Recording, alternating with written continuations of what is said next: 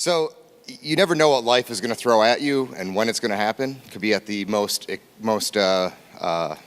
could be doing something extremely exciting and you have to make decisions that you would never expect to make. And this is what happened to me. About 10 or 12 years ago, a good friend of mine that I was working with encouraged me to learn how to snowboard. And his philosophy was, well, if you don't learn how to snowboard now, you're never going to do it because it hurts a lot, right? And if you've ever learned how to snowboard, you learn that you get thrown onto the snow very quickly without notice, and it hurts. So I spent 2 years learning how to snowboard. I took lessons and just was very persistent about learning how to do this while my body was still young enough that it could handle it. Fast forward a couple years, I was finally confident in my abilities, and it was the very first good snow in Wisconsin. So it was late December, right before Christmas.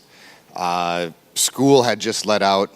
Now in Wisconsin, the hills that we snowboard on are tiny, but they're cheap because there's not a lot of people that come to Wisconsin to go skiing and snowboarding. So this night, it was a Thursday night. Classes for the high schools and the college were all out. It was a $14 lift ticket. It had just snowed about 6 inches. It was perfect conditions to be out there, and it was jam-packed.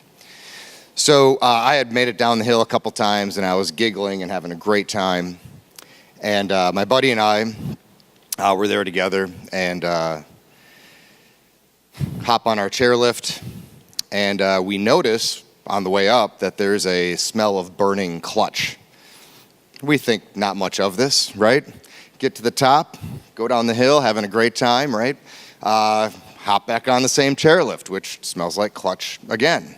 Now this chairlift, even though these hills are small, this particular chairlift is probably about 3/4 of a mile long. It's at Devil's Head Resort in near Baraboo, Wisconsin. And this 3/4 mile chairlift, we get on it, and goes up about 2/3 of the way, and the chairlift stops. Now, for those of you who have been on a chairlift before, when a chairlift stops, the chairlift stops, and then it rolls back, maybe an inch or 2 inches or 3 inches, right, and it swings around a little bit. And I'm kind of nervous on this equipment, so I hold on tight. Well, this time, it didn't stop. The chairlift was going up the hill.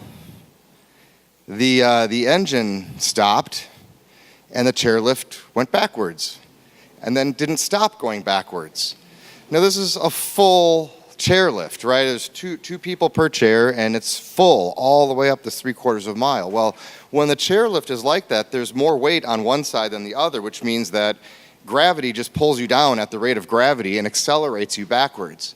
So within an instant, without knowing anything that was about to happen, right, we're going accelerating backwards down the hill in this chairlift.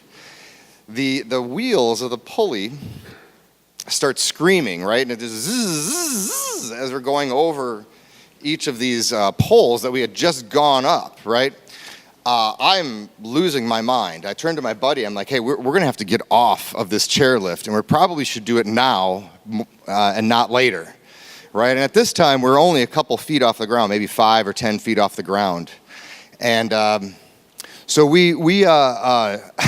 I turn around, and I look to see what's happening at the bottom of the hill. And what's happening is the chairs are swinging out horizontally, and they're crashing into all of the building that's surrounding where you get on the chairlift, and they're getting ripped off of the cable. Or they're swinging so violently that they're hitting the poles on the way back up and getting ripped off the cable, right? So I'm like, well, that's a meat grinder. I'm going to die in that.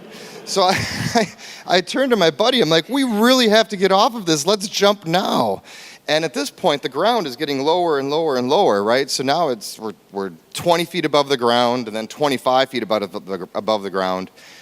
My buddy is saying nothing. He is silent, right? Completely silent. Has said not a word to me while I'm trying to talk out how we're going to solve this problem. So I finally just say, I am not going to die getting thrown around and crushed in the meat grinder at the bottom of this, and I just pushed myself off the chair from about 25 feet in the air, and I fortunately land softly, right? I was choosing between a broken leg and the meat grinder.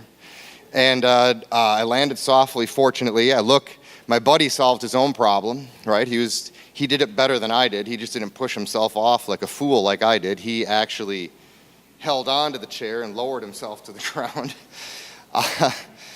But anyway, I made it off safely. A few people got hurt, but it was nothing serious, which was great.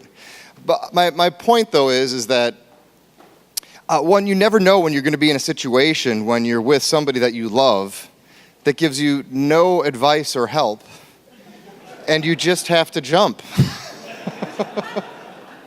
Thank you.